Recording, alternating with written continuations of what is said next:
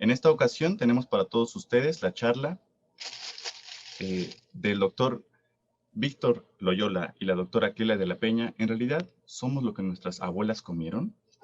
Pero antes, me gustaría presentarles brevemente una semblanza de cada uno de ellos. Presentárselos muy brevemente.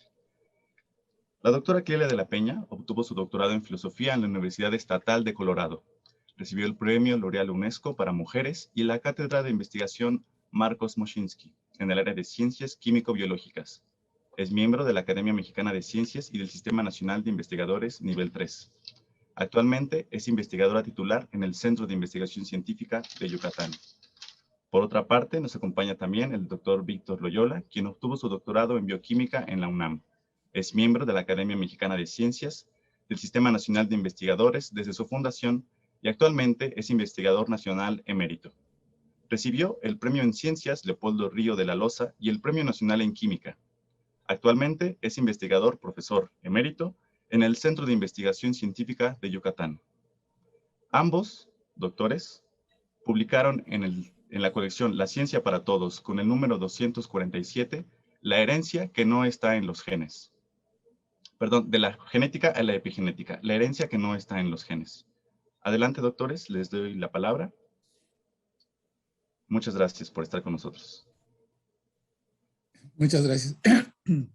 Buenas tardes a todos. Muchas gracias por acompañarnos. Y voy a compartir mi pantalla.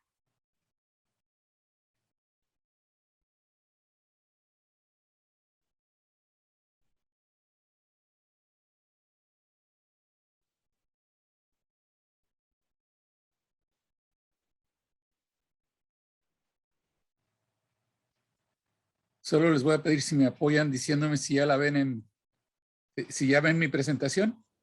Ya se ve. Muy bien, muchas gracias. Bueno, entonces, para empezar, muchas gracias al fondo. Estamos muy agradecidos, primero por la publicación de nuestro libro, segundo, por las invitaciones para platicar del tema y sobre todo para hacer o convencer o ver lo maravilloso que es leer y leer de ciencia, que nos ayuda, aunque ya el director del fondo hizo una reflexión muy interesante sobre, por ejemplo, aprender a elucidar el dilema moral del uso de la energía nuclear, no solo no para fines benéficos, sino para fines militares. Entonces, la lectura es muy importante en ese sentido. Y entonces, bueno, el Fondo de Cultura ya desde muchos años atrás, más de 30 años, pues he estado publicando esta serie de libros de la que se ha estado hablando un poco. Yo les puse aquí, bueno, el primer libro que se publicó de ese extraordinario astrónomo yucateco, Luis Felipe Rodríguez, el libro nuestro, y pueden encontrar allá matemáticas, biología, el mar, las rocas, el universo. De verdad, es una colección fantástica que también ya, como se dijo por el director Cansit, forma parte de nuestras bibliotecas privadas para tener el placer de ir y buscar un título o hacer una consulta, etcétera, ¿no? Y pues el libro que tanto Clelia como yo publicamos de hace unos 3 o 4 años sobre la genética, la epigenética, la herencia que no está en los genes. Y en aquí estamos muy agradecidos con el doctor Manuel Robert Díaz, que escribió el prólogo para este libro. Entonces, entrando en materia, una cosa que hicimos en el libro, y me gusta hacer mucho en las conferencias y mis pláticas siempre tienen títulos así como el que Clelia le puso a la plática del día de hoy, muy atractivos para que por ahí empiece el amor, por la atracción en el nombre de las pláticas. Pero sobre todo porque además la ciencia la hacen los humanos, la hacemos los humanos. Por lo tanto, estamos llenos de esas contradicciones que nos forman, nuestras virtudes, nuestros errores, etcétera, ¿no? Entonces, en ese sentido es que está escrito el libro y es el sentido en el que les quiero comentar la primera parte que me toca a mí. Diríamos que esta parte de la genética y la biología molecular y la herencia, aunque le habíamos estado usando desde la primera vez que el hombre seleccionó aquellas plantas que crecían más o que tenían más granitos de trigo, más grandes, o las mejores ovejas, aquellas que no se enfermaban tanto, pues era esta una genética empírica. Y lo hicimos por miles de años. Pero no fue sino hasta el siglo XIX, cuando Charles Darwin publica en noviembre de 1859 ese extraordinario libro del origen de las especies, que además es un libro que podemos leer todos, no necesitamos conocimientos especializados. Darwin se atrevió a escribir un libro para la gente común y corriente, sin que tuviera cosas muy técnicas. Y bueno, se publicó en noviembre de 1859 y se agotó en unos cuantos días, la primera edición. Pero además hay que decir que aquí es donde empieza la parte humana. Charles Darwin, como ustedes seguramente saben, viajó por varios años en el Beagle, recorriendo Sudamérica y prácticamente toda la costa sudamericana en ambos océanos y las Galápagos. Y su observación de encontrar conchas marinas en los altos de las montañas, las diferencias entre los animales que había en las islas Galápagos, que eran iguales pero con diferencias sutiles, lo llevó a lo largo de los años a crear su teoría de la evolución. Solamente que se dio cuenta que iba a contradecir en gran medida lo que está escrito en la Biblia y lo que la Iglesia Católica había pregonado por muchos años, que el mundo tenía unos cuantos miles de años. Es más, se había dicho hasta el día exacto en que había sido creado el mundo. Y la esposa de Darwin, Emma, era muy, muy católica y por lo tanto él estaba con mucho temor de publicar su libro por contradecir a las creencias de su esposa, de quien estaba muy enamorado. Entonces, sin embargo, también tomó previsiones por si se moría. Escribió un resumen ejecutivo, lo que llamaríamos un resumen ejecutivo, y puso dinero en un fondo para que si llegaba a fallecer se publicara. Y siguió trabajando por muchos, muchos, muchos años, hasta que le llegó una carta de otro naturalista, Alfred Russel Wallace, que trabajando en el Asia había llegado prácticamente a las mismas conclusiones que él con su trabajo en Sudamérica, y entró en pánico. Esta carta la recibió en mayo de 1858 y entonces escribió una carta parecida y la envió a la Royal Academy of Science, o sea, a la Academia Real de Ciencias ahí en Inglaterra, y ambas cartas se leyeron en julio de 1858. Curiosamente, no llamó la atención la lectura de estas cartas que iban a transformar el pensamiento biológico a partir de entonces. Pero también Darwin hizo una cosa muy diferente a la que hizo Isaac Newton. Cuando Isaac Newton recibió una carta muy parecida, pero sobre la invención del cálculo de Leibniz, él ocultó la carta de Leibniz y solo se leyó la carta de Newton. Él era el presidente de la academia cuando esto sucedió. Entonces, como pueden ver, las personalidades influye fuertemente en nuestro comportamiento como científicos. ¿Okay? 3 años después de que se publicó el libro de Darwin, otro científico amateur, porque eso era Gregory Mendel, en un monasterio en Austria, había estado trabajando en el jardín con chícharos y había creado lo que hoy llamamos líneas homocigóticas, es decir, había tenido la paciencia de tener chícharos que solamente producían semillas lisas o que solamente producían semillas rugosas o solamente producían flores blancas o solamente flores violetas. Y después tuvo la curiosidad de mezclarlas, de combinarlas, tanto con flores masculinas flores femeninas recibiendo masculinas o a la inversa, de tal manera que vio qué pasaba. Y él se había formado, él había estado en la universidad llevando algunos cursos muy importantes, entre ellos uno de estadística. Y eso le cambió su visión de que todo aquello que se hiciera tenía que tener datos duros, datos estadísticos que permitieran llegar a conclusiones. De tal manera que realizó su experimento y lo que ahora llamamos F1, que sería la filial 1, del latín filial, o sea, la hija número 1, y luego las autopolinizó. No se quedó ahí, sino las autopolinizó, y para su sorpresa encontró lo que podemos ver aquí, que es la figura 1.3 del libro. En la primera generación, todas las semillas eran lisas, pero cuando las autopolinizó, descubrió que aparecieron las semillas arrugaditas, las rugosas, y contando vio que la proporción eran 3:1, que de cada 4 semillas, 1 era rugosa y 3 lisas. ¿Okay? Bueno, el trabajo de Mendel lo escribió, se publicó, se mandó a 35, 40 bibliotecas e investigadores y pasó completamente desapercibido, al grado que muchos años después, incluso a la muerte de algunas de las personas a las que se envió en bibliotecas, se encontraron en sobres cerrados la publicación. Pero 40 años después, al principio del siglo XX, 3 investigadores en lugares diferentes, independientemente, redescubrieron el trabajo de Mendel y Mendel recibió todo el crédito que tiene hoy en día. Algunos 20 años después de estos acontecimientos, por ahí de la década de los 20 del siglo pasado, Thomas Hunt Morgan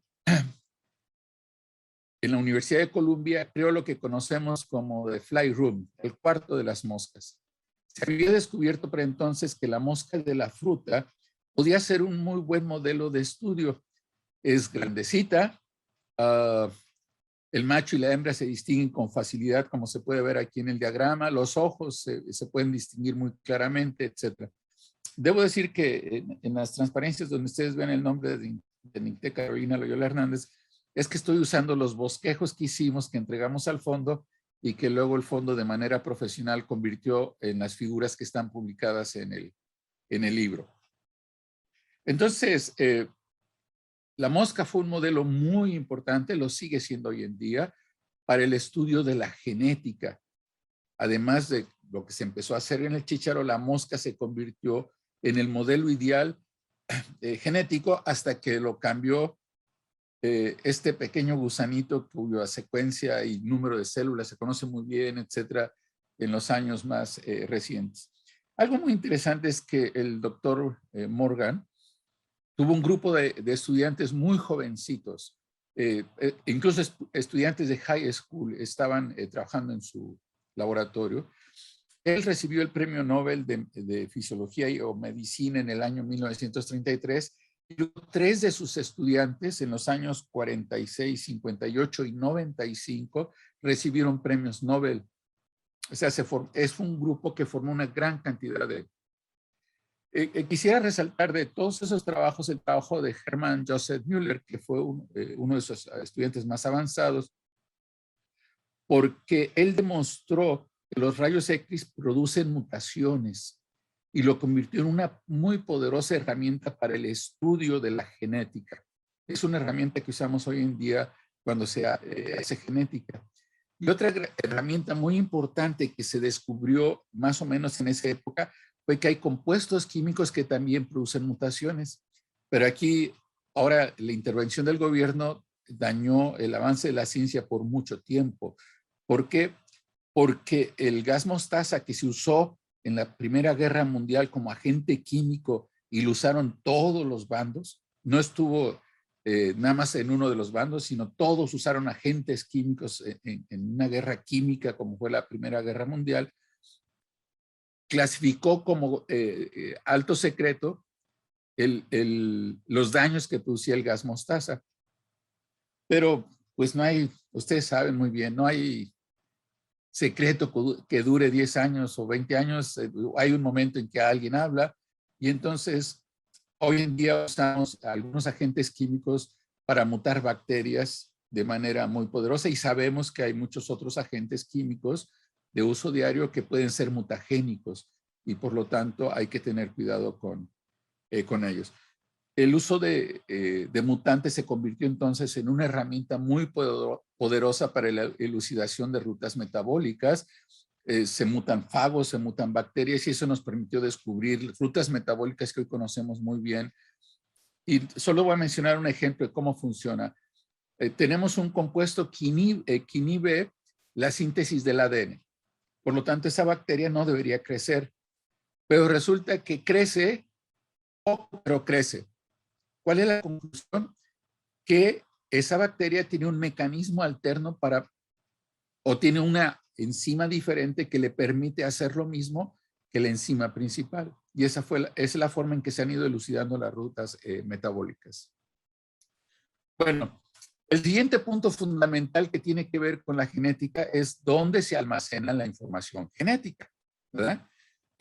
Ahora en día, pues nos parece obvio y decimos, ay, ¿cómo es que se hacen eso? Pero costó muchos años.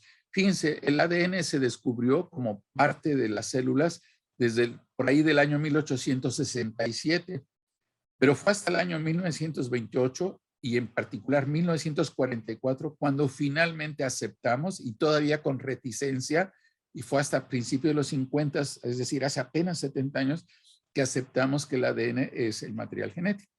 En 1928, el doctor Frederick Griffith hizo un experimento muy interesante, pero no le dio la importancia que el experimento tiene. Él sabía que a los ratones les pasaba lo mismo que a los humanos, les podía dar neumonía y se aisló la bacteria que lo produce y encontró que había dos tipos de bacteria, unas bacterias que producían colonias a las que llamó R, porque eran rugosas, las abreviaturas vienen del inglés, pero en este caso coincide, y otras bacterias que daban colonias lisas, y con S por la palabra en inglés para la palabra en español lisa. Y entonces descubrió que si le calentaba las células S y se morían, el ratón permanecía vivo. Pero si mezclaba las células S con las R y se las inyectaba al ratón, las células S desde luego muertas por calor, el ratón se moría de neumonía. ¿Ok? Entonces, debo decir que las células S están lisas porque tiene produce una cápsula de carbohidratos y entonces la protege de la acción de los anticuerpos de los vertebrados. Entonces, de esa manera, los anticuerpos no las pueden combatir.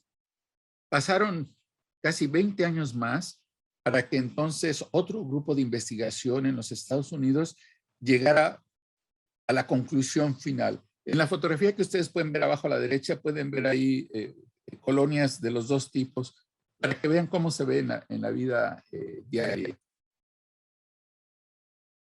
El experimento que hicieron se parecía mucho al que había hecho años antes el doctor Griffith, pero ahora fue un poquito más sofisticado. Aquí no solamente se mató a las células, sino que además se extrajo el material de la célula y a uno de los materiales se le agregó una enzima que se llama RNasa, porque destruye al ARN que está presente en la célula. A otra fracción se le agregó proteasa, que es una enzima que destruye las proteínas. Y a otro grupo se le agregó adenasa, una enzima que hidroliza el ADN. Para no hacer largo el cuento, estos extractos se incubaron con células R, es decir, con las que no eran contagiosas. Y en el caso de los que se usaba RNasa y proteasas, las colonias R se convertían en una mezcla de colonias R y S, pero no pasó así cuando se usó la DNasa. En ese caso, las células R siguieron siendo R. ¿Cuál fue la conclusión? Que era el ADN que estaba presente en el interior de las células lo que confería la capacidad la capacidad de transformar las células R y transformarlas y producir bacterias mortíferas que producían la neumonía. El doctor Avery, que fue uno de los, el líder del grupo, fue propuesto para el premio Nobel 2 o 3 años después, pero otra vez la actividad humana Aquí uno de los miembros del Instituto Carolino en Estocolmo, que es el que selecciona a los ganadores del premio, no creía que eso fuera cierto, no creía en los resultados, y el doctor Avery desafortunadamente murió a principios de los 50 y ya no pudo recibir el premio. ¿Por qué?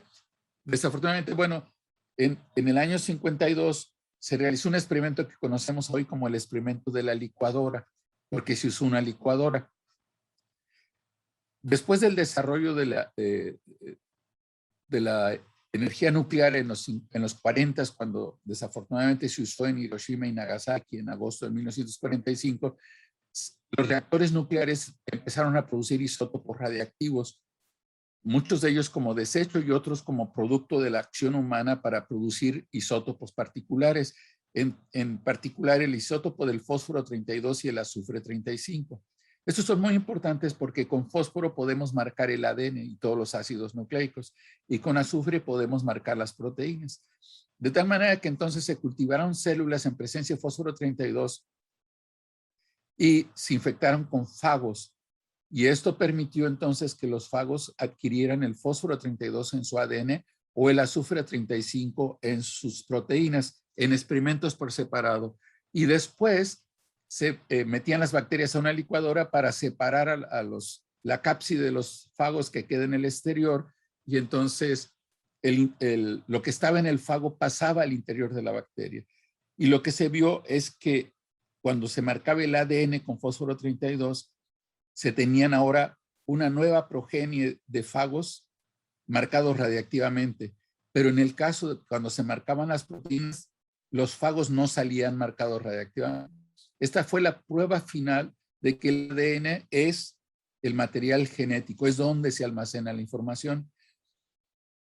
No era muy fácil de aceptar porque imagínense que la diversidad de proteínas que tenemos es muy grande. Eso ya se sabía hace 70 años. Mientras que solamente hay 4 bases que forman, 4 compuestos químicos que forman el ADN. Por lo tanto, no se explicaban cómo podía ser que la enorme diversidad de la vida estuviera codificada solamente en estos 4.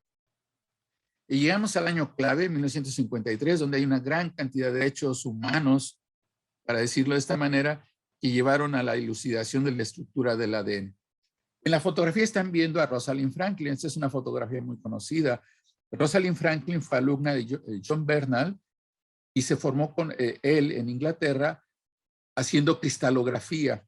Se fue a trabajar a París y en su momento era la mejor cristalógrafa del mundo. Era capaz de tomar unas fotografías verdaderamente excepcionales, pero además de hacer los cálculos matemáticos que permitían medir los ángulos entre los diferentes componentes del cristal. Rosalind fue convencida para que regresara al King College en Londres, y aquí empezaron, bueno, una historia que es bastante trágica, porque llegó en el momento en que eran vacaciones y entonces el doctor Maurice Wilkins, que ya trabajaba con el ADN y tenía un estudiante trabajando en ello, no estaba presente. Pero en una época en donde los jefes le decían a los investigadores qué tenían que hacer exactamente, pues a Rosalind Franklin se le pidió que hiciera la cristalografía del ADN, y ya era el trabajo de Maurice Wilkins, número 1.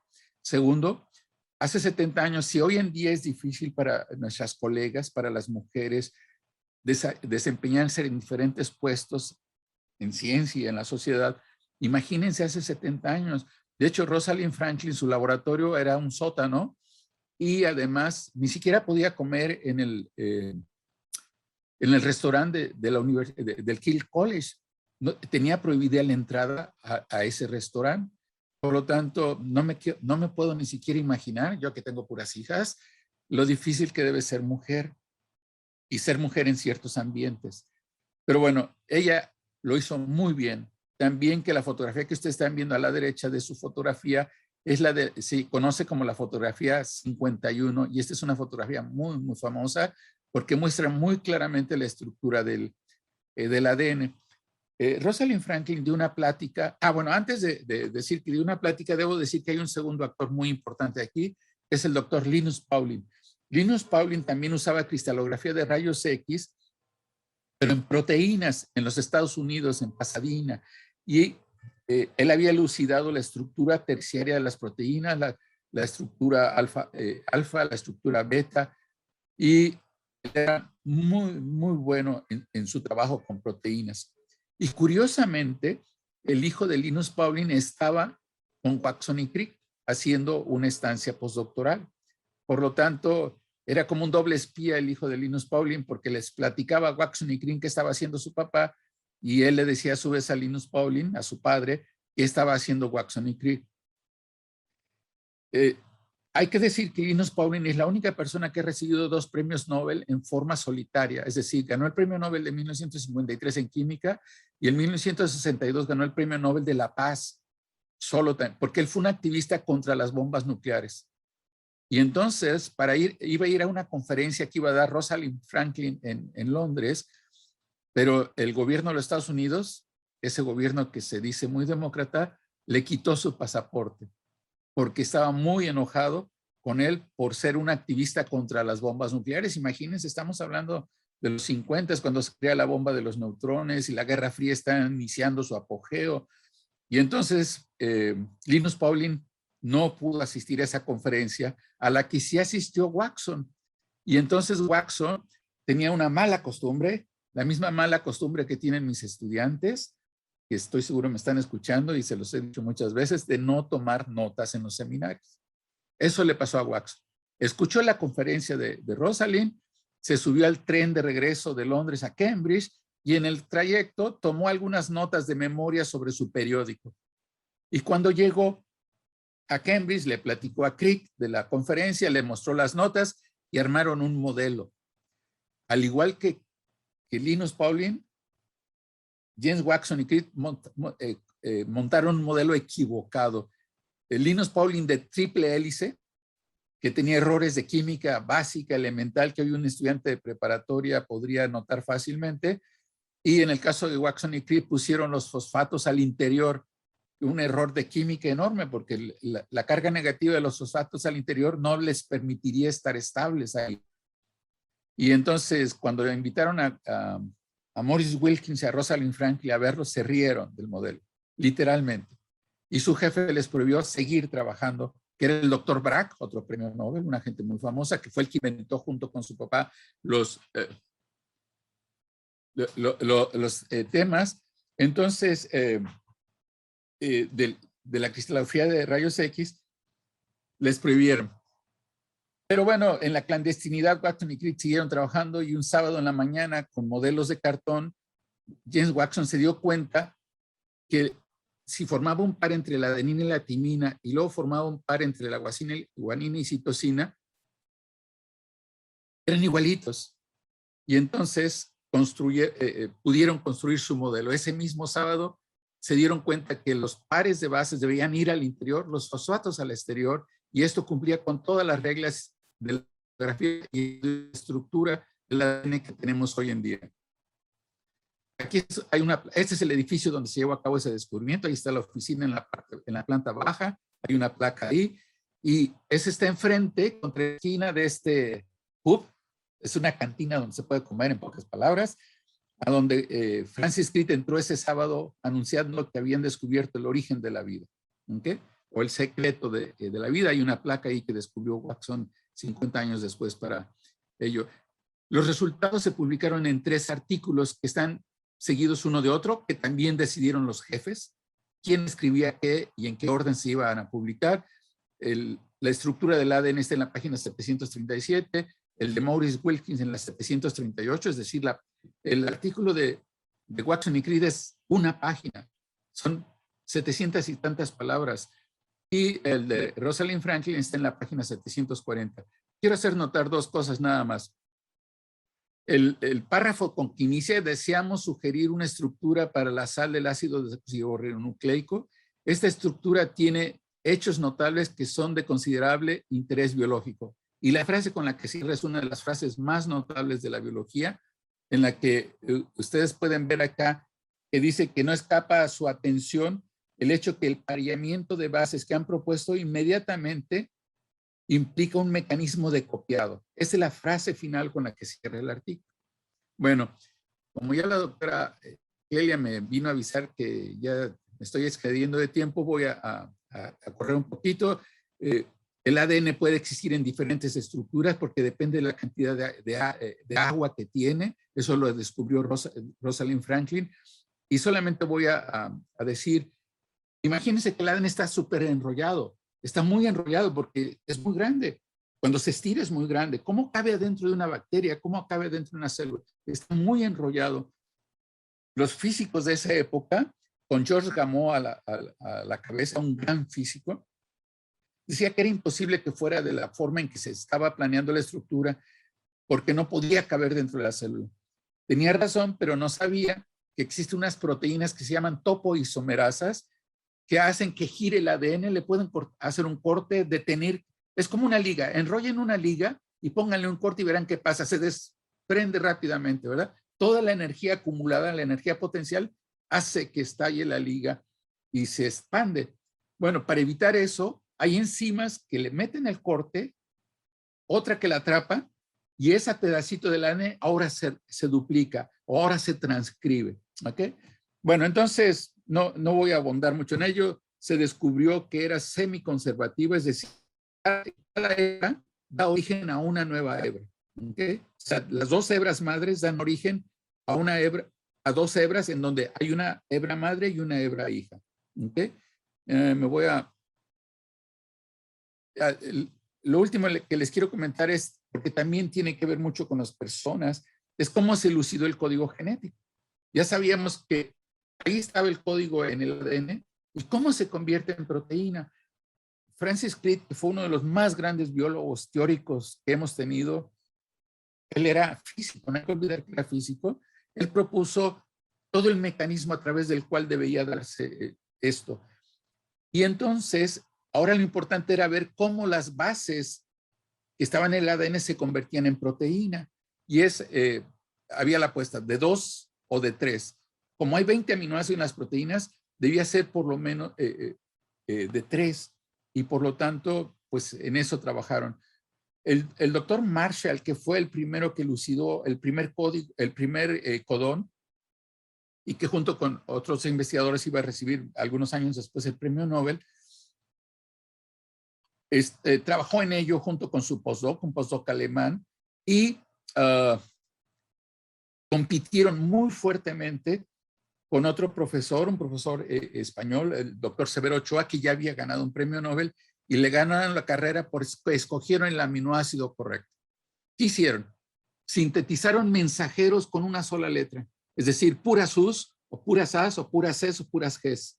Y entonces lo pusieron a traducir en un sistema de in vitro y aislaban el aminoácido. Lo que a ellos se les ocurrió fue hacerlo primero con poli-U, y la fenilalanina es soluble en agua, y por eso lo consiguieron. Pudieron elucidar la estructura de la fenilalanina, que fue el primer codón que se hizo. Y luego pues necesitaban sintetizar todos los demás codones que estaban presentes en el ADN, y para eso el NIH, donde estaba trabajando el doctor Marshall, sus compañeros vieron que era tan importante, era tan fundamental, que dejaron de hacer lo que estaban haciendo y sintetizaron para él todos los codones. Y se necesitó un gran trabajo. Acuérdense que estamos a principios de los 60. No es que yo pueda hoy alzar el teléfono y pida mis nucleótidos o cebadores como hacen nuestros estudiantes hoy en día, ¿no? Nada más le llega a uno la orden que uno firma ya para que le sinteticen sus nucleótidos, y en unos días llegan sus nucleótidos y muchas combinaciones. No. Había que hacerlo en el laboratorio. Entonces, todo el departamento donde trabajaba el doctor Marshall se dedicó a sintetizar los codones, y eso le permitió elucidar el total del código genético, que es lo que les estoy mostrando aquí. Y el código genético está degenerado. Por ejemplo, ustedes pueden ver que la leucina, ¿qué significa degenerado? Significa que la leucina es codificada por 6 aminoácidos diferentes. Esto es muy importante para las mutaciones, porque si yo muto una A por una G, y en lugar de UUA en el codón ahora tengo UUG, no cambia el aminoácido. Es lo que llamamos una mutación neutra. Pero si una UUC, la C que codifica para la fenilalanina, o sea, el codón UUC codifica para la fenilalanina, lo cambiamos por una G ahora codifica para leucina. Ahora sí, la mutación va a tener efecto. Eso es lo que está pasando con el virus actualmente, que nos tiene encerrados, ¿verdad? Este es el tipo de mutaciones que se está dando. Claro, para esto se requiere tiempo, pero imagínense los millones de personas que se han contagiado con el virus y el virus de una vida media muy corta, por lo tanto los billones, a lo mejor trillones ya de generaciones que ha tenido y las posibilidades de mutar, y por eso esas mutaciones están seleccionando las que son más efectivas, las que se transmiten más rápido, por eso está afectando ahora a adolescentes que antes no podía afectar, ¿no? Bueno, para terminar, déjenme llegar aquí, es lo que les comentaba, el ADN está súper enrollado dentro de una célula. En el caso de las bacterias está enrollado así, y hay proteínas que lo hacen, que ya les comenté que se llaman topoisomerasas, de hecho hay una girasa y etcétera. Y esas enzimas son blanco para muchos antibióticos. Esa es la forma en que combatimos muchas de estas enfermedades, porque esa enzima no está en las plantas o en los animales como nosotros. ¿Qué sucede? ¿Cómo está el ADN en nosotros? Y esto es para darle pie a la doctora de la Peña para su plática. Bueno, pues tenemos cromosomas, el ADN, desde luego, de los cromosomas formados por el ADN, pero además el ADN está enrollado alrededor de algunas proteínas que se llaman histonas. Tienen la propiedad de ser muy básicas estas histonas y forman una unidad estructural llamada nucleosoma. Lo interesante está en que algunas de estas proteínas se pueden modificar, lo mismo que el ADN se puede modificar, y dependiendo de este tipo de modificaciones, que es los genes que están ahí, se expresan o que no se expresan. Y este es el tema de la epigenética, que es la parte que les va a platicar la doctora de la Peña.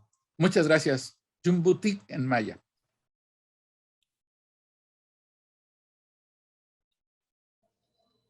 Muchas gracias, doctor. Pues adelante, doctora, por favor. Sí, muchas gracias. Voy a compartir ahora mismo.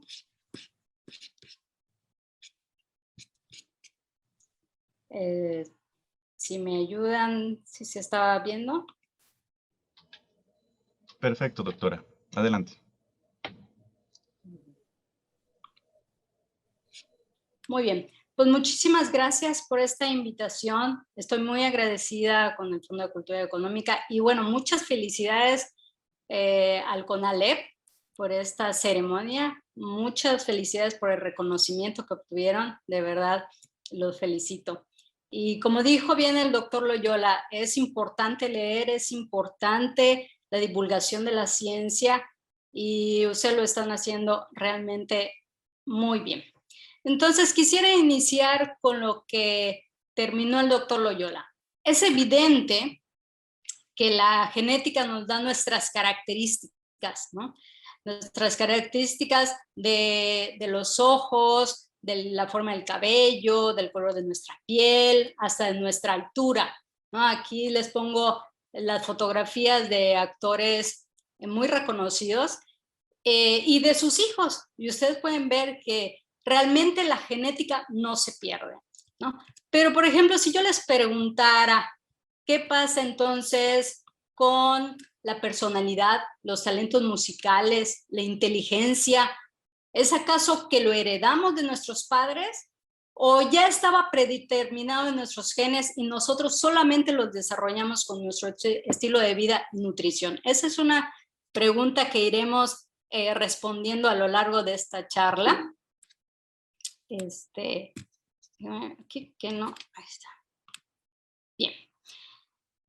Hoy sabemos que todo lo que hagamos no solamente nos afecta a nosotros, sino también afectará a nuestros hijos, nietos y a veces a nuestros tataranietos. Esta foto me gusta mucho porque aquí refleja muy bien la bisabuela, la abuela, la madre y la hija, y ustedes pueden observar ciertos rasgos genéticos que no se pierden desde la bisabuela hasta la hija, pero estilo de vida que tuvo, por ejemplo, la bisabuela, ¿puede heredarse o no puede heredarse a la abuela? Y este es, pues, el tema de esta charla. Por ejemplo, la creencia de que, por ejemplo, el alcohol, el tabaco, las drogas o los agroquímicos solamente afectan a quienes los usan o los consumen, ha sido complementada con el descubrimiento de que también afecta la salud de nuestras futuras y a veces hasta la muy lejana descendencia. Entonces, si bien lo dijo el doctor Loyola, los genes han sido los principales protagonistas en el paso de las características fenotípicas de una generación a otra. Ahora ya se sabe que participan además elementos no genéticos que también pueden ser heredados. Aquí sabemos muy bien que el material genético está resguardado en el esperma por parte del padre y en el óvulo por parte de la madre. Y cuando se fusionan, entonces hay una mezcla de esos caracteres genéticos que hereda nuestra descendencia. Aquí les muestro dos ejemplos, uno en gemelos idénticos, que son homocigóticos, que es la fecundación de un solo esperma con el óvulo. Este dará lugar a dos individuos, a dos bebés completamente iguales fenotípicamente y en sus características. Por el otro lado están los mellizos, que son heterocigóticos, que quiere decir que hay dos ovulaciones al mismo tiempo y hay dos espermas que fecundan a esos óvulos, que darán lugar entonces a dos niños que nacen al mismo tiempo, pero uno es diferente al otro. Puede ser que uno tenga el cabello rizado, mientras el otro tiene el cabello lacio. Entonces a esto se le llaman mellizos, mientras que a esto se le llaman gemelos. Entonces cuando uno observa los gemelos, está claro que cuando son bebés ni siquiera la mamá en los primeros días los puede distinguir, pero conforme van creciendo esos niños, realmente sí se llega a apreciar distintas cosas, ¿no? Y sobre todo cuando empiezan a desarrollar su propia personalidad. Entonces, nuestro cuerpo está formado de miles de millones de células que contienen exactamente el mismo ADN, igualito todo. Si tomo una muestra, por ejemplo, de la piel, de mi corazón, del ojo, del cabello, etcétera, y ni le analizo la secuencia de ADN, esta será completamente idéntica. Sin embargo, ¿cómo es que esta misma secuencia puede formar el cerebro, células del cerebro? ¿Cómo puede formar el corazón, el ojo, un pie, si es exactamente la misma secuencia, ¿no? ¿Qué es lo que los hace distintivo? Entonces, puede ser idéntica, sin embargo, aunque sea la misma secuencia y pueda formar diferentes órganos, se debe principalmente a cómo se encienden y se apagan los genes. Y este diagrama se llama el paisaje epigenético, que Conrad Weddington diseñó en 1942, y en el cual él decía que todas las células pasan por diferentes canales y valles en el cual ya no hay retorno. Una vez que esas marcas en el genoma se establecen, ya no hay marcha atrás y esas células formarán entonces la parte de un tejido y de un órgano. Así que los gemelos que son genéticamente idénticos, que tienen exactamente la misma secuencia y que comparten un genoma en común, en realidad son iguales, pero diferentes, ¿no? Tienen fenotipos muy diferentes. Por ejemplo, aquí vemos estas niñas. En esta fotografía tenían 8 años y se ven bastante similares. Ustedes estarán de acuerdo que es muy difícil distinguir quién es quién. Sin embargo, en una foto más reciente, cuando ellas ya tenían la edad de 65 años, sí podías observar las diferencias y podías distinguir pues quién es Juana, quién es Lupita. Y de hecho, cuando ellas tenían 9 años, no presentaban ninguna distinción, por ejemplo, de desarrollar alguna enfermedad o que fueran alérgicas a algo.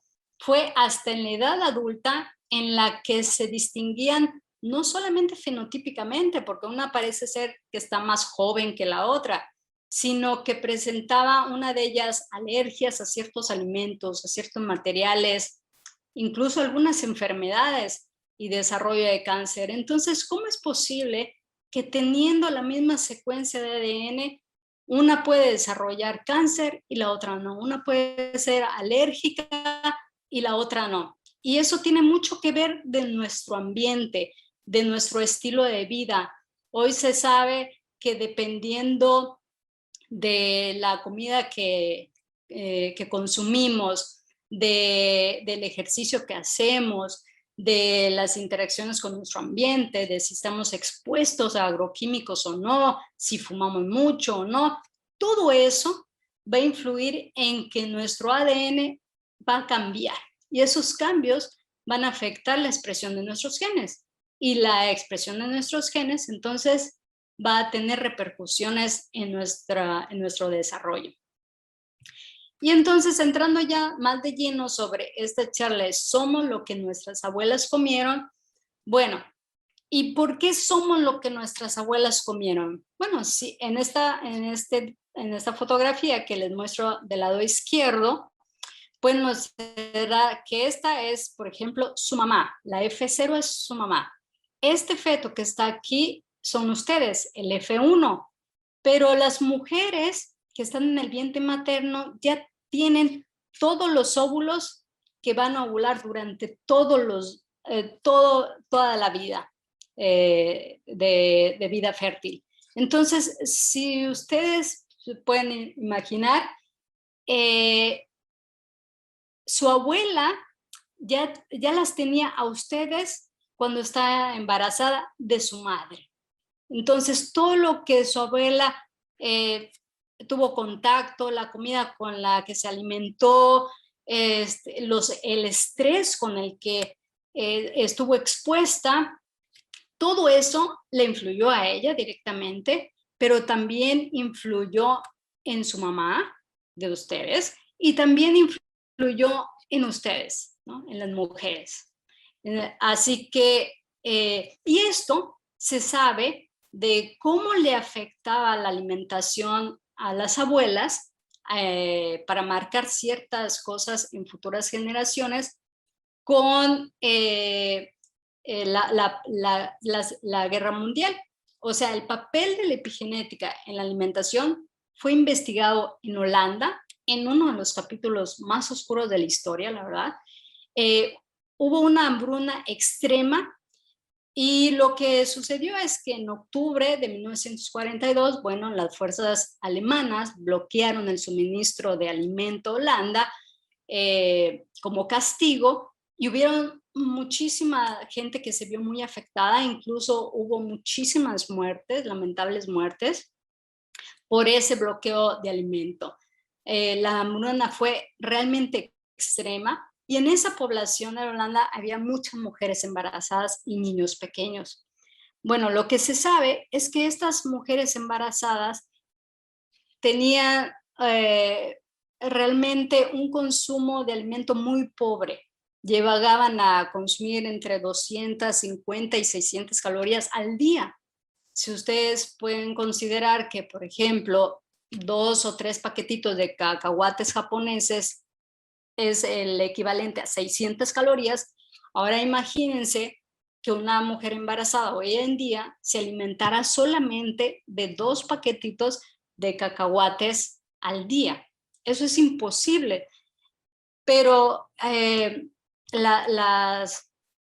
los niños nacieron y entonces lo que se vio es que los niños pequeños, sobre todo las mujeres pequeñas, cuando llegaron a la edad adulta presentaron cálculos renales, presión arterial alta, algunas cáncer de seno, y las nietas de esas mujeres que fueron afectadas con la hambruna de Holanda presentaron infecciones en la vejiga, alergias al polen, incluso infertilidad. Entonces, uno se pregunta, ¿cómo fue posible eso? ¿Cómo fue posible que el estrés o la hambruna en la que afectó a estas mujeres puede afectar a las hijas, incluso a las nietas, que es la tercera generación? Y lo que se observó y se hicieron análisis de sangre de estas mujeres y de las hijas y de las nietas, es que había modificaciones en la forma en que se compactaron sus genes. Como les comentó el doctor Loyola, nuestro genoma se compacta por medio de modificaciones que suceden en las histonas, en estas proteínas pequeñas básicas, y esos genes no se expresan. Entonces, esta oscura etapa de la historia sí marcó a futuras generaciones. Y se hicieron también estudios en ratones que son genéticamente iguales, que se llaman ratones agouti, y lo que tienen es modificado un solo gen. Y entonces lo que se descubrió es que si estos ratoncitos se alimentaban con una dieta nutritiva cuando estaban preñadas, o una dieta no nutritiva, querían ver el efecto de su descendencia. Y lo que encontraron es que en los ratones agouti, cuando estaban preñadas, las alimentaban con alimentos ricos en fosfatos y en ácido fólico y en zinc. Entonces lo que encontraron es que su descendencia presentaba un fenotipo delgado, una coloración normal, mientras que la otra ratoncita, que es genéticamente igual a la que tuvo una dieta nutritiva, le alimentaron con una dieta alta en grasas, altos en carbohidratos, y lo que se encontró es que su descendencia era exactamente igual a la ratoncita, es decir, regordetita, de pelaje amarillo, con problemas metabólicos. Entonces, este fue uno de los experimentos más sobresalientes para ligar a la alimentación con el fenotipo y la descendencia o la trascendencia.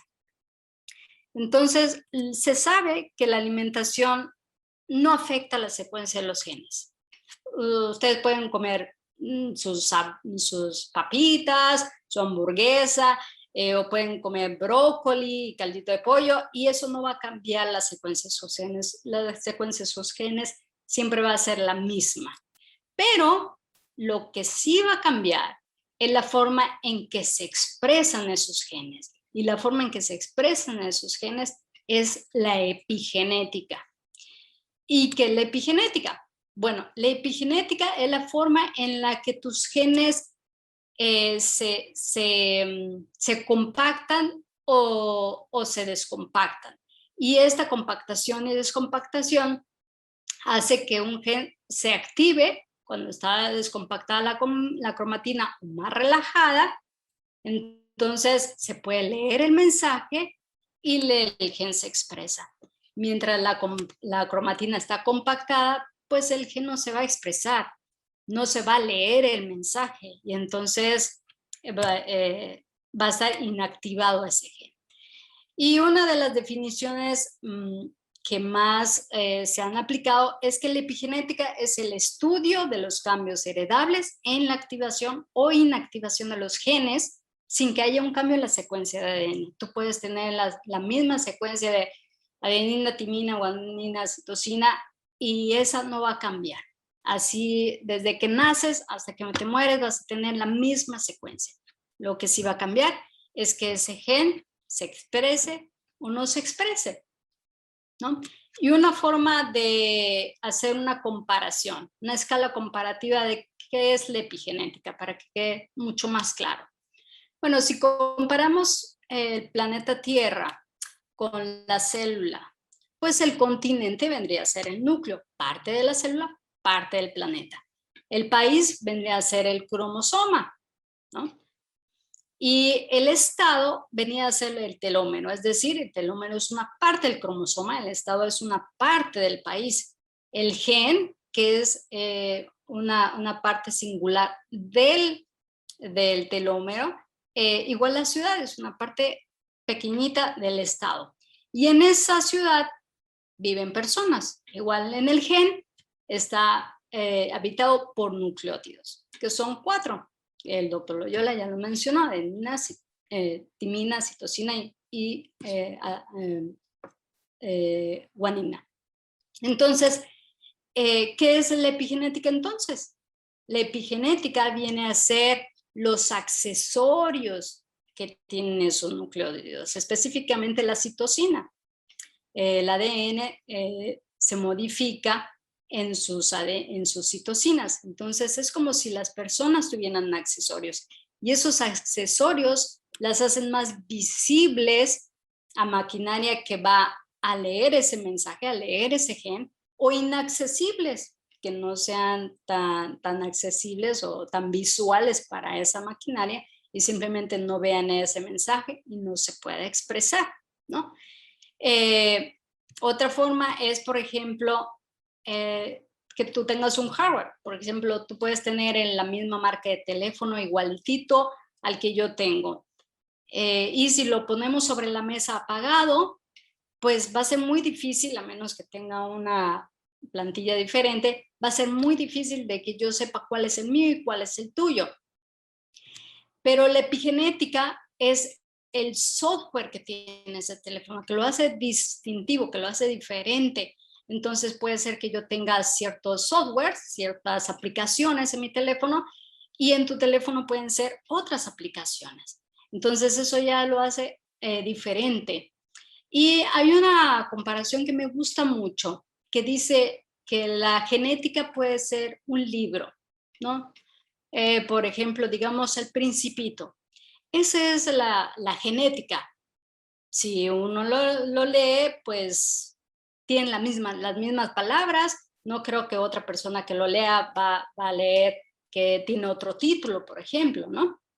Tiene las mismas palabras. Si yo lo leo, otra persona lo lee, no hay problema. Pero la manera en la que yo capto ese mensaje, en la manera en que yo interpreto ese mensaje, esa es la epigenética. Porque la manera en que yo interpreto, yo tomo el mensaje que hay dentro del libro del Principito, entonces tiene mucho que ver con mi estilo de vida, con las vivencias que yo tuve en el pasado, con la manera en que me trató mi familia, por ejemplo, si a mí me gusta o no me gusta el ejercicio, si a mí me gusta viajar o no, como al Principito le gustaba. Entonces, si me gustan las plantas, si cuido a las flores. Entonces, mi percepción de lectura en el Principito va a ser muy diferente a la percepción de lectura que tenga otra persona. Y eso es la epigenética. Es toda nuestro fenotipo, nuestro ser, no solamente son nuestros genes, sino es nuestro estilo de vida, el estilo de vida de nuestros antepasados, la forma en la que nos alimentamos, pero además la forma en la que se alimentó nuestra descendencia, nuestros abuelos y nuestros padres. Y hay mucha literatura, mucha investigación sobre los alimentos y la epigenética, cómo influyen, ¿no? La epigenética se destaca en dos mecanismos principales, que es la metilación en el ADN, como les comenté, estas marcas en la citosina, y las modificaciones en las histonas, que son como unas banderitas que se le añaden a estas proteínas para que se pueda compactar o descompactar la cromatina y puede ser leída y entonces el gen expresado. Y entonces se sabe que algunos de estos alimentos realmente sí influyen en la manera en que nuestros genes pueden ser expresados o no pueden ser expresados. Algunos de ellos intervienen, por ejemplo, en la expresión de genes importantes en el metabolismo o genes importantes en inhibidores de oncogenes, etcétera.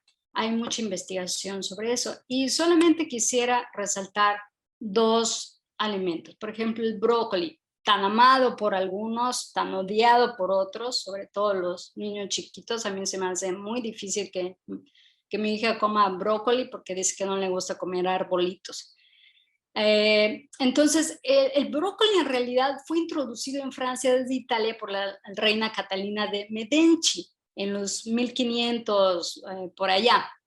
Y lo que sucedió fue que, bueno, la reina Catalina tenía 10 hijos, de los cuales se le murieron varios por desnutrición y por enfermedades tempranas.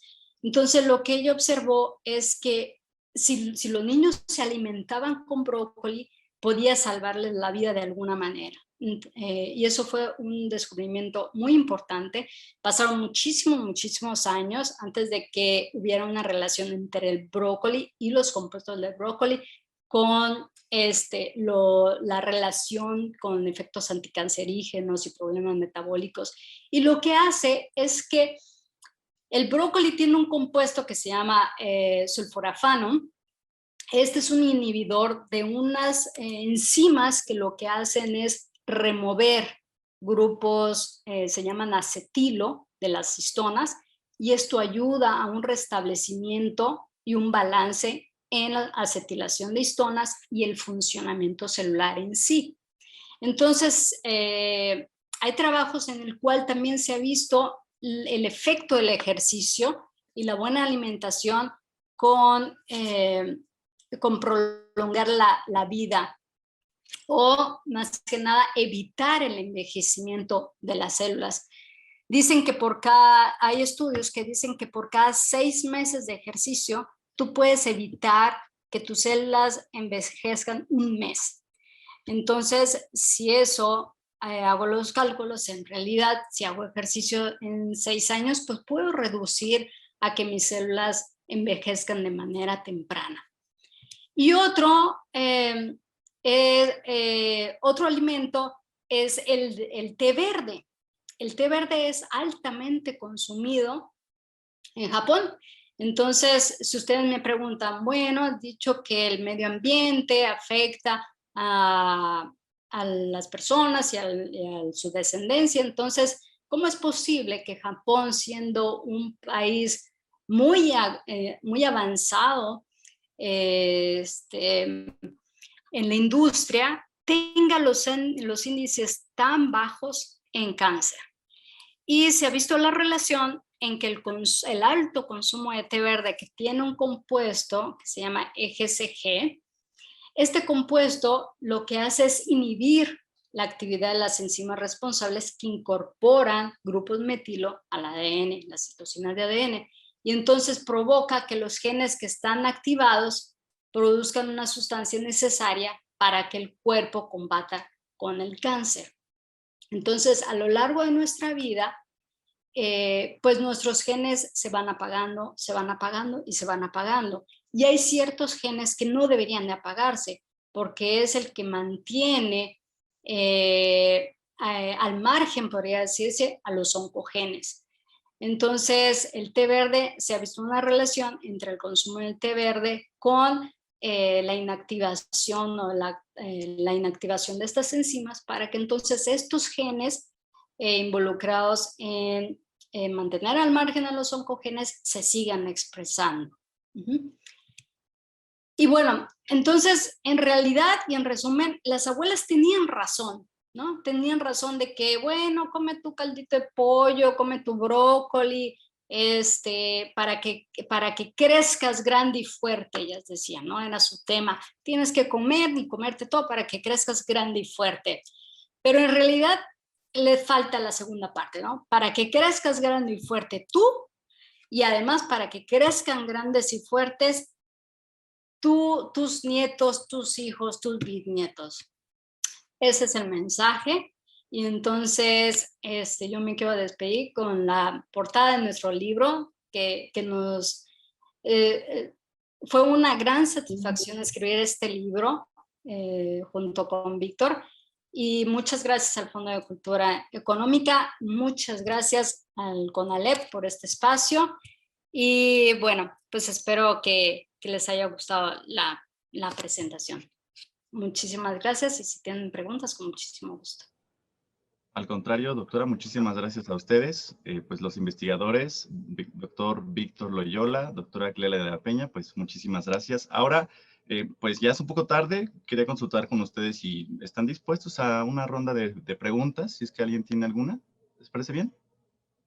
¿Unos minutitos tenemos? Perfecto. Pues a todos los chicos que nos siguieron a través de Zoom y también a través de nuestra plataforma de Facebook, pues les abrimos el micrófono. Ustedes pueden escribir en el chat si tienen alguna pregunta, algún comentario para los doctores. Y mientras surge alguna duda, pues quería saludar rápidamente a los planteles que nos acompañaron en esta ocasión, a Guadalajara 1, a Campeche, a Pachuca 2, Cuernavaca, Tapachula, Lagos de Moreno, México Italiano, Ingeniero Adrián Sada Treviño, Culiacán 3 y 4, Peñita de Jaltemba, Frontera, Tepeji del Río y a todos los estudiantes del CONALEP Apatzingán, que me parece que son la mayoría, un saludo, bienvenidos y pues les invitamos también a que se unan a nuestras actividades futuras. Aquí no tenemos ninguna pregunta por el momento. Adri, ¿tenemos alguna en Facebook? Todo quedó claro, ¿verdad? La verdad es que sí estuvo muy, muy padre la charla. Gracias, Aldair. Bueno, igual agradecer a todos los que se conectaron a través de nuestro Facebook, igual al CONALEP Nayarit, Morelos, Pachuca, Campeche, Cuernavaca, Tapachula, Temisco, Atizapán, Altamirano, Quintana Roo, Tabasco. La verdad es que se conectaron muchos y agradecemos todos sus comentarios. Pues comentarios en agradecimiento a la charla que nos presentaron, doctores. Les encantó el tema, están muy interesados. Y hay una pregunta del IEMS Astronomía que nos sigue a través de nuestro Facebook y dice, ¿qué productos de uso común o de fácil acceso generan mutaciones como para evitarlos?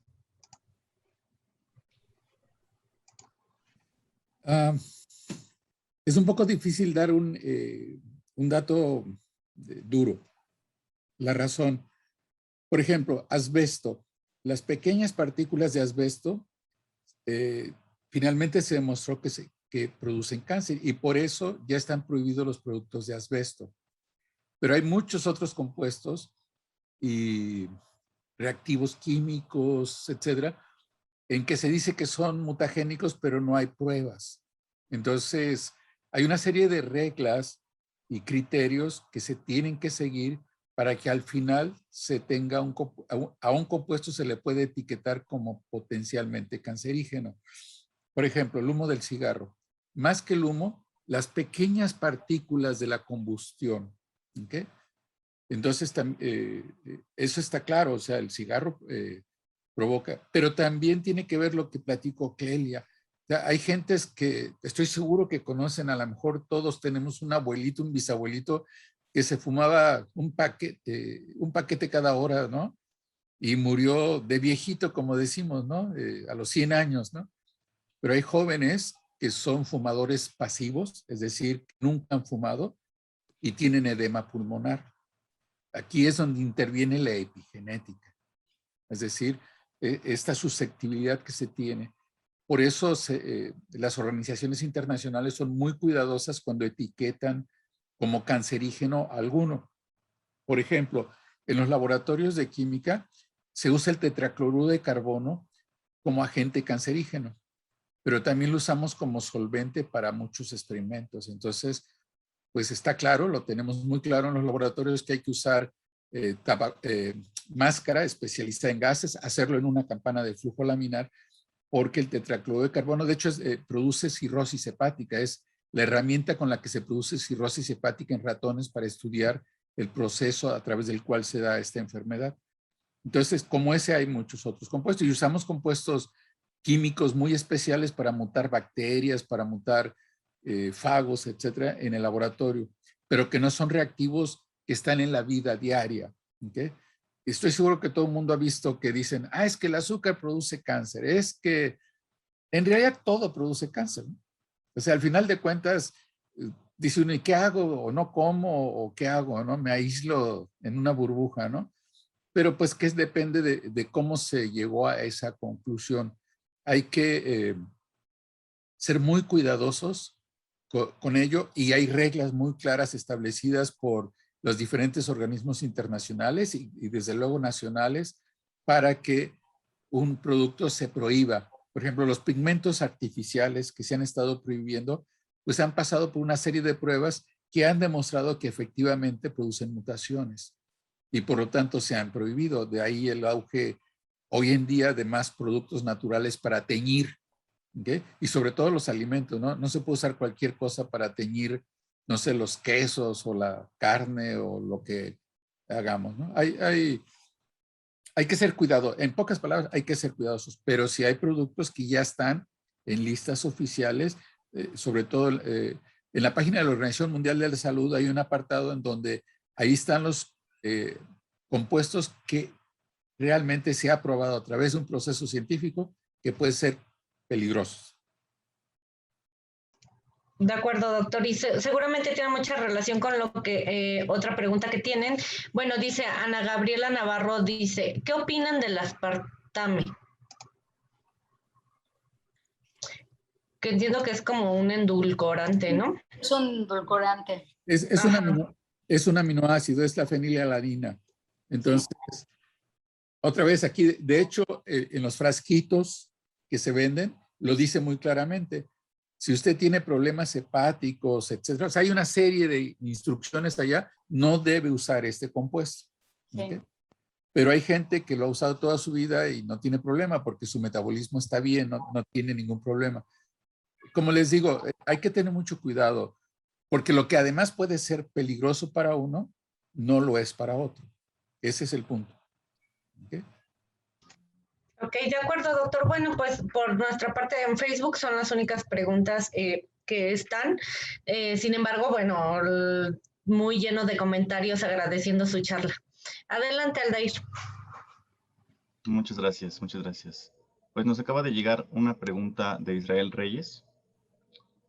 Dice él, ¿puede el virus del COVID, una vez que le dio a una persona, modificar por dentro nuestra estructura o afectar a nuestras futuras generaciones?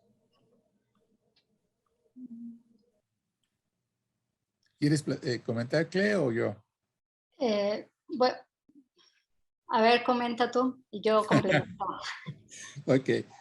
No, no es posible, porque para eso tendría que modificar nuestro ADN. ¿Ok?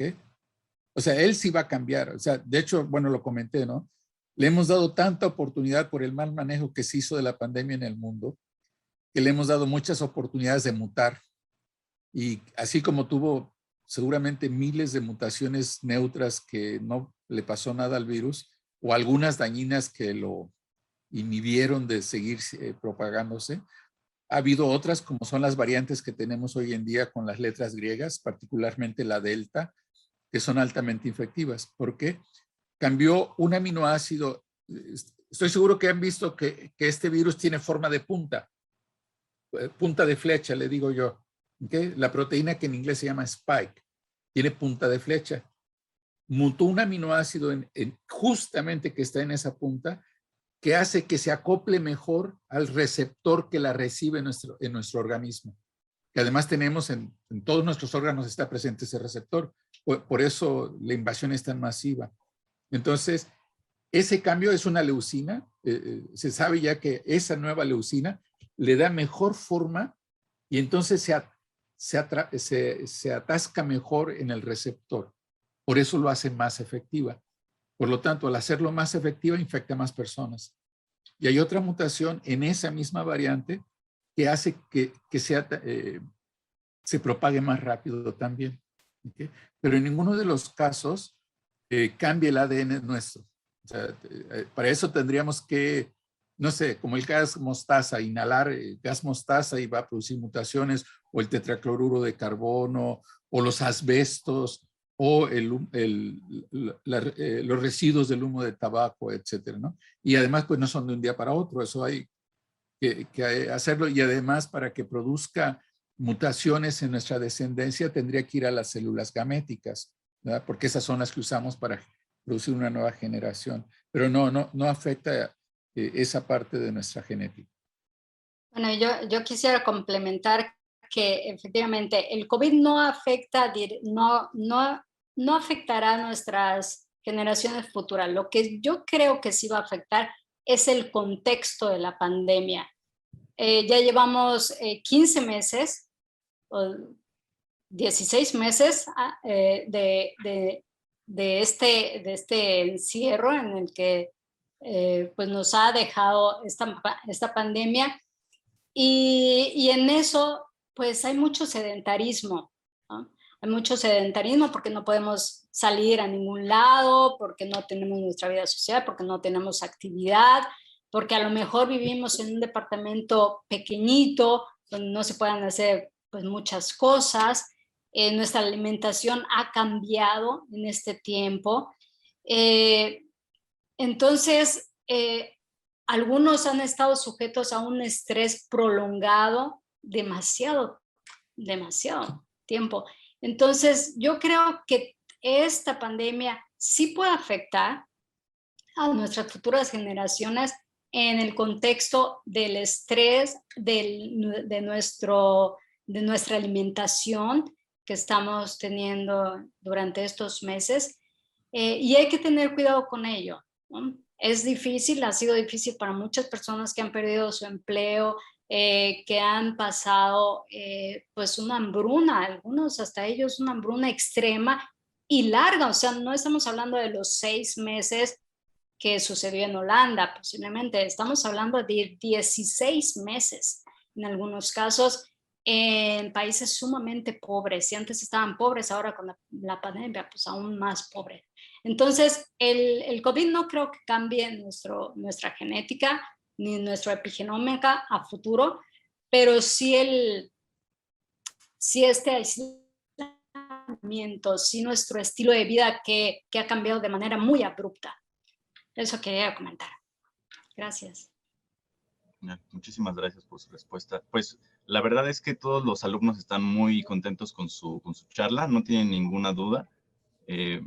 Siempre se agradece pues una u otra participación, pero ante esta charla tan clara y tan interesante al mismo tiempo, pues nada más nos quedamos con esa satisfacción de haberlos escuchado. De verdad fueron unos excelentes invitados en una situación de lujo en este caso, y pues ojalá que puedan acompañarnos en algún otro momento, en alguna otra charla.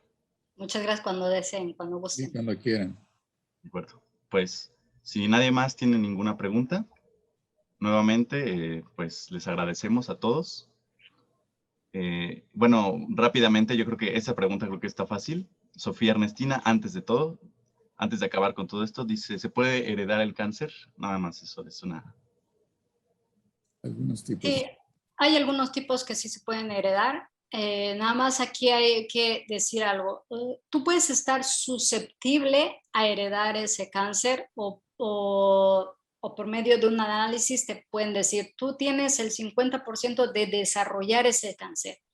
Pero mientras no haya el disparo o no estés en contacto con ese inductor del cáncer, pues en realidad nunca lo vas a desarrollar. Y muchos de esos inductores tienen que ver con el medio ambiente en el que estamos expuestos, como bien dijo el doctor Loyola, el asbesto.